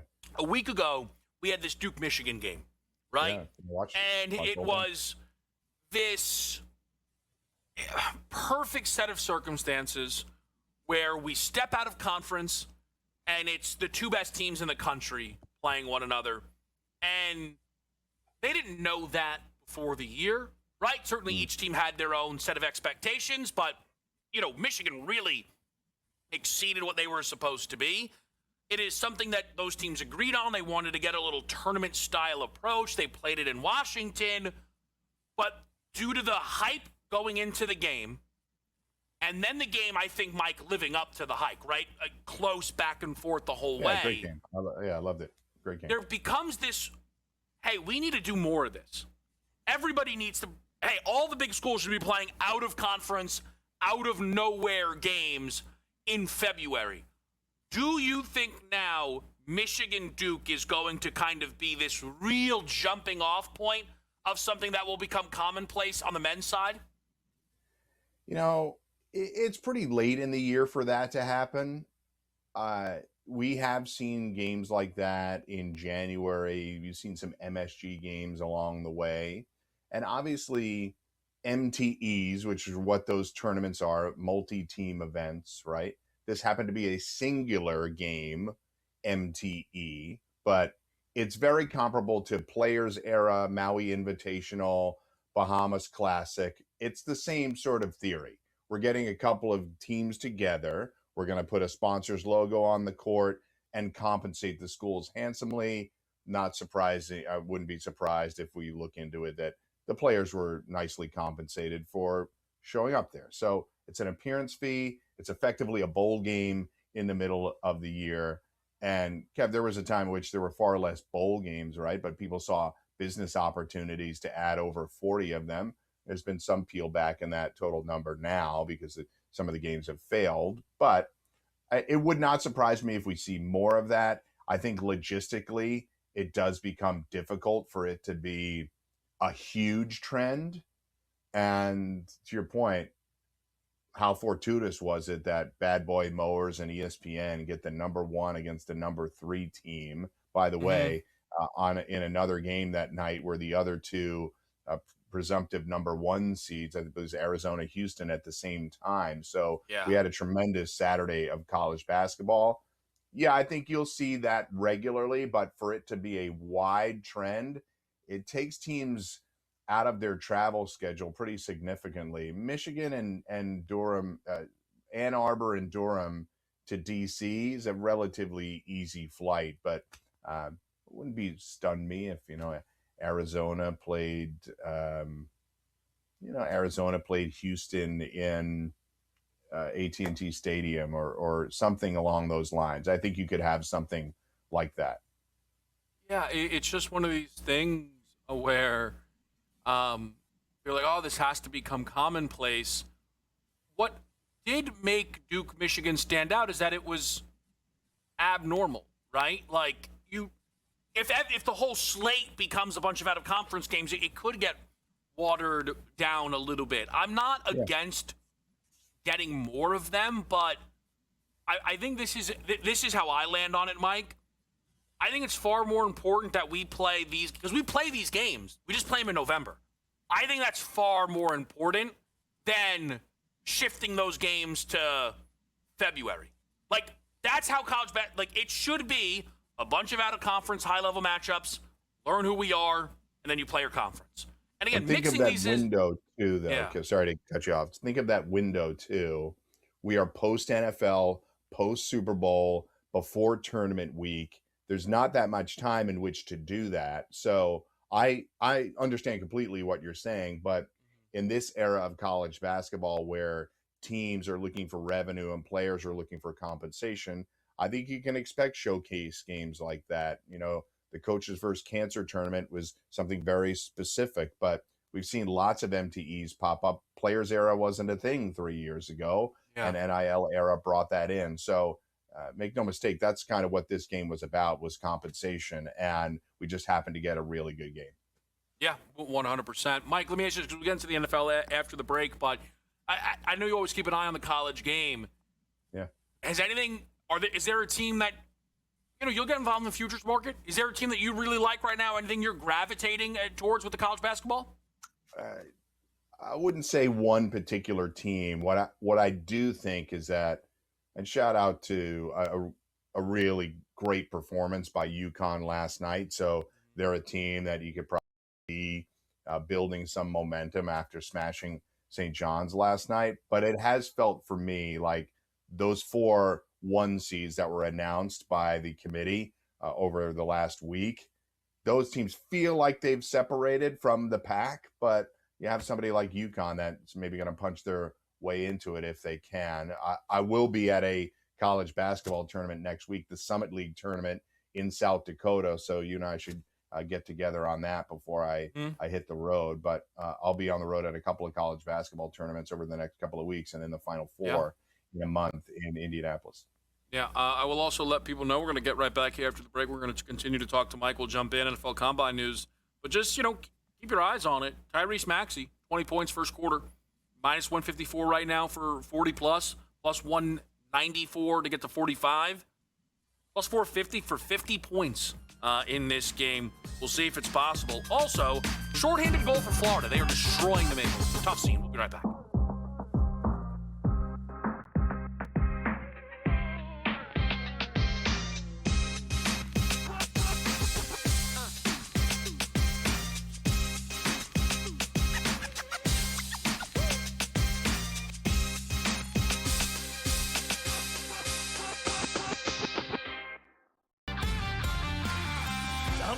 Tanking is hurting the NBA right now too, and what we're seeing, like we saw with that Jazz and Orlando game a week ago, how much do you think that's hurting the game? I can't wait until professional sports in the United States adopts a European model, especially like a Premier League model, and they start doing relegation. The day you start doing relegation, everything changes. Everything will change. Outspoken with Dan Cilio, only on SportsGrid. I ended up adding this since our show started here, Rohit, but his points prop tonight at 20.5 is the same number from the Iowa State game. That's a bit of a mistake, right? When we consider the gap in opponents here. I think Peterson specifically steps up. He needs to. I think he kind of owes this team a great performance. Game time decisions. Only on SportsGrid.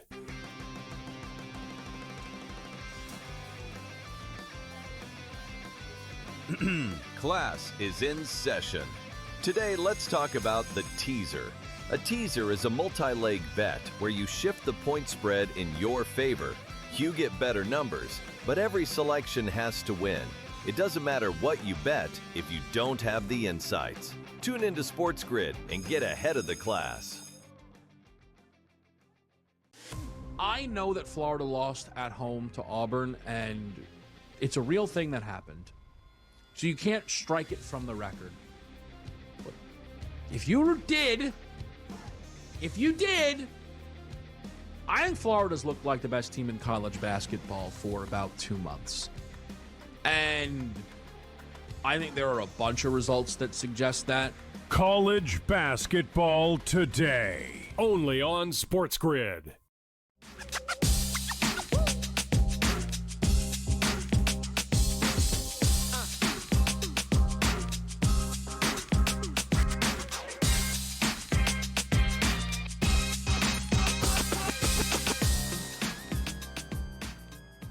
All right, in the mix with you here on Game Time Decisions. Listen, sometimes you just get yourself involved with the hockey. It is what it is. The first period total, I think, was 1.5 minus 130. And here I am with Toronto to just score a goal, minus 132. If you were to say, hey, there were 3 goals in the period and a goal happened while Toronto was on the power play, you'd think we got one. Folks, it is 3-0 Florida right now in this game. I will say, I think I'm meeting the moment here after Chris and Sam's awful hockey bet. I It's not as bad, but it's not great. We're joined by Mike Blewett here. And, Mike, the NFL Draft, it's fast approaching. The NFL Combine is off and running. Sonny Styles and Orville Reese and David Bailey are, jumping out right now. And the books are starting to go, add a little bit more. We see now second overall pick odds with Orville Reese as a slight favorite. And you can kind of tell right now they think it's really Reese or Bailey for that second overall slot. I think so. And obviously you had somebody, Sonny Arvell Reese with a 4.47 and a Sonny Styles matches that. So the two Ohio State backers, edge players, putting their athleticism up front and center. I do think that Reuben Bain is seen as a really good prospect, but given his size, which as he measured today was smaller and shorter and lighter than listed at Miami, I think the other two, as you said, may start to separate a little bit. Bailey has obviously had some dominant performances. The Texas Tech defense was incredible, but I think there's always a funky evaluation at powerhouses like Ohio State and others along the way, where there's so many talented players on the defense. We're seeing it with Caleb Downs right now, where Arvell Reese and Sonny Styles are seen as big-time prospects along with Downs, but was Downs always front and center on the film, popping off every game? Did he even have the opportunity to make as many plays as perhaps some other safeties that you would watch on film? I'm not criticizing Caleb Downs. I'm making the point that when you have defenses or offenses that are so loaded, it starts to get difficult to evaluate them. Are people going to consider Arvell Reese, as talented as he is, a little bit more of a product of an overall dominant Ohio State talent base?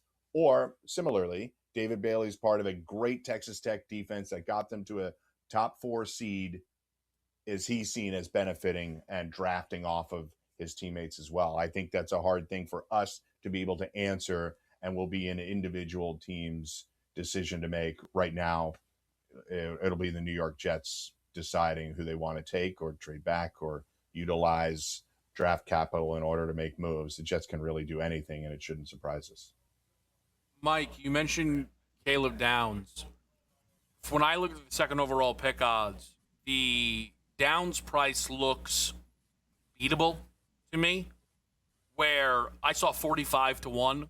I don't know. I would kind of not expect the bet to win, but that just feels a little too long. Where do you land on just the positional value debate that comes with Caleb Downs? Because there are a lot of people who love the player, but they're just not sure where you can draft someone who plays safety, really.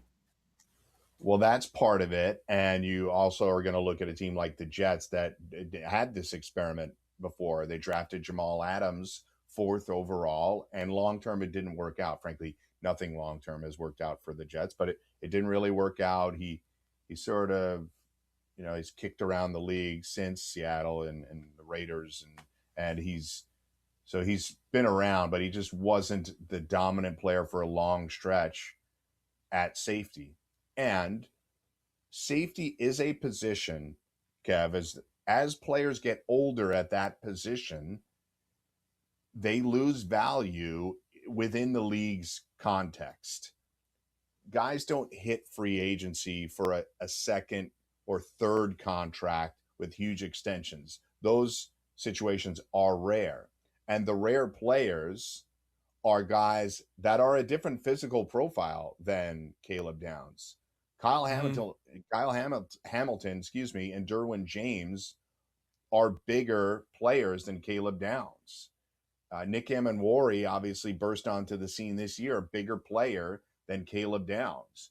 Would you realistically take a super talented, but perhaps not eye-popping physical trait safety Caleb Downs at 2? I'd find that hard to believe that anybody would do it, the Jets or anyone else. Is 45-1 worth a little dart throw? Maybe. I would be stunned if he's the number 2 overall pick, and I think he's a brilliant player. Yeah, I think what interests me most probably about that Downs price is where right now, and I know they're not out there, but I do wonder how the books would be positioning the 5th overall pick probably the most, because it does seem like, people view the Jets as a bit of an open canvas a little bit. And I think the Giants are becoming that, right? Where we're seeing the wide receiver talk, the offensive lineman talk. We're now, oh, hey, what about Caleb Downs? Hey, what about Sonny Styles, right? I'm just reading some of the tweets around Sonny Styles today. I did a mock draft about 2 weeks ago. He was not in it. You may not see any mock drafts after today that don't have Sonny Styles going inside the top 10. That's just how the combine works. Yeah. I was listening to Daniel Jeremiah this week, and he didn't have Omar Cooper as a first-round pick, and now he got a chance to watch film, and Omar Cooper is probably going to destroy the combine, and he'll be a first-round pick. So there are players that rise and fall. We see it every year. We're going to be surprised by somebody that slides out of the top 10, and other people slide into that top 10 or 15, or frankly out of the second round projections and into the first round. Ty Simpson is ranked by most people outside of a first round pick, but there's a reason that he left college after only 15 starts, Kevin. Ty Simpson, someone that Mike and I will be talking more about. We'll maybe get into it just a little bit as we close it out and give you best bets after the break right here on SportsGrid.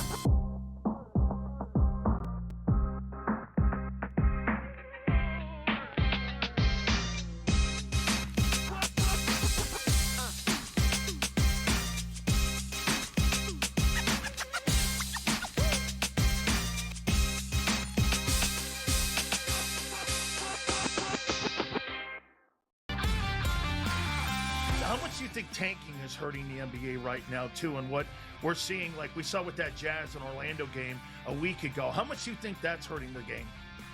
I can't wait until professional sports in the United States adopts a European model, especially like a Premier League model, and they start doing relegation. The day you start doing relegation, everything changes. Everything will change. Outspoken with Dan Cilio, only on SportsGrid.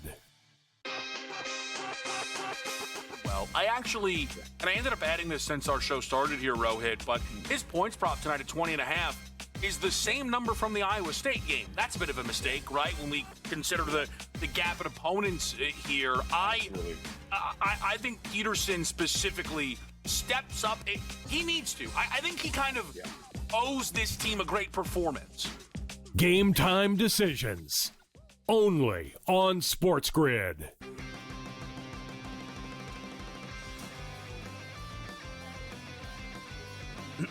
Class is in session. Today, let's talk about the teaser. A teaser is a multi-leg bet where you shift the point spread in your favor. You get better numbers, but every selection has to win. It doesn't matter what you bet if you don't have the insights. Tune into SportsGrid and get ahead of the class. I know that Florida lost at home to Auburn, and it's a real thing that happened. So you can't strike it from the record. But if you did, I think Florida's looked like the best team in college basketball for about 2 months. And I think there are a bunch of results that suggest that. College basketball today, only on SportsGrid.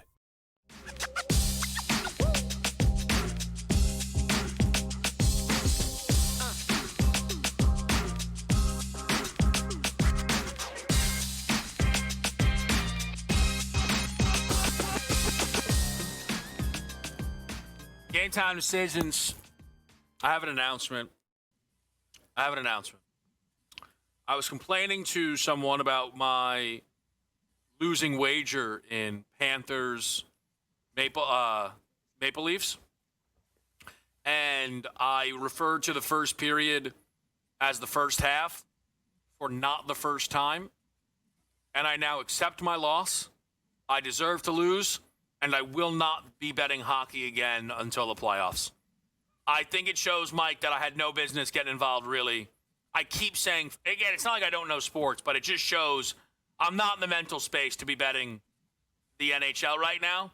So I think that's stepping up to the podium. And I think maybe some of the VAC could learn from that. That's my take on the matter.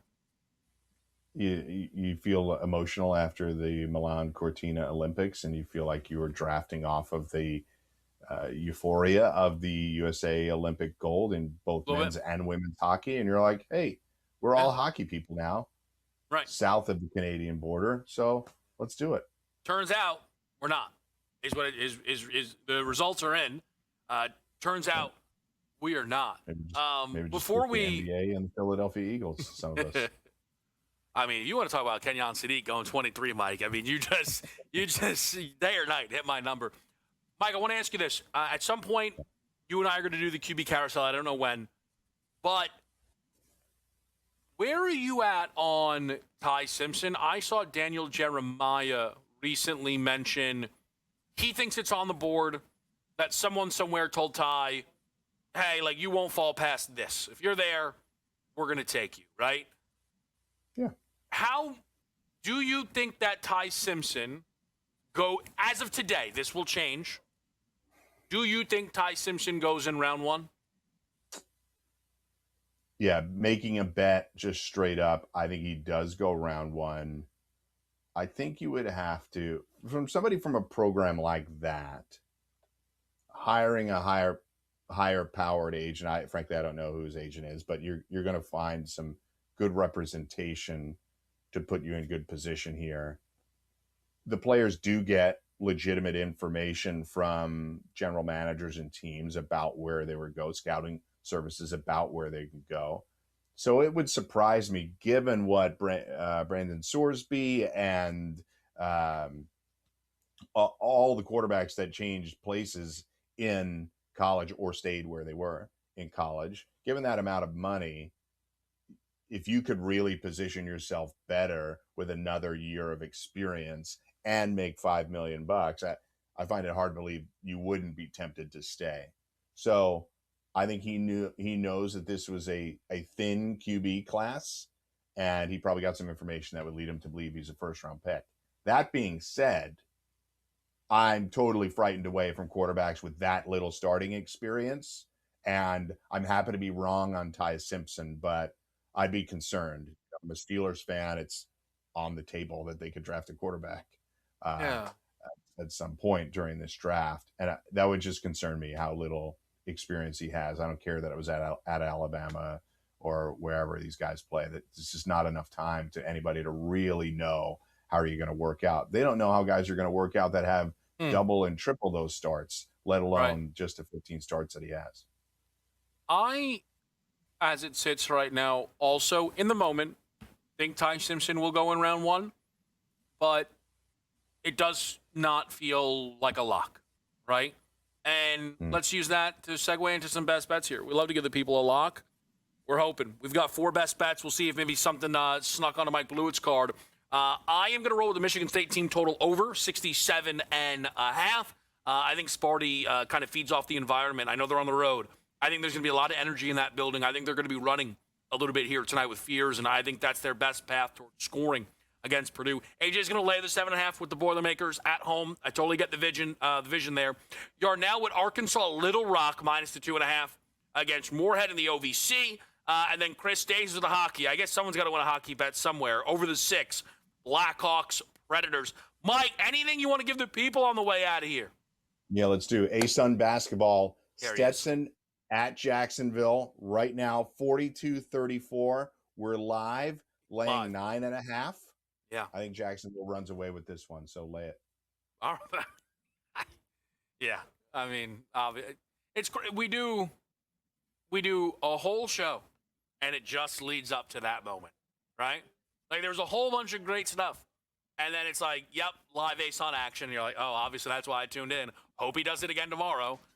He won't, but, like, in spirit he will, right? All right, in-game live's next.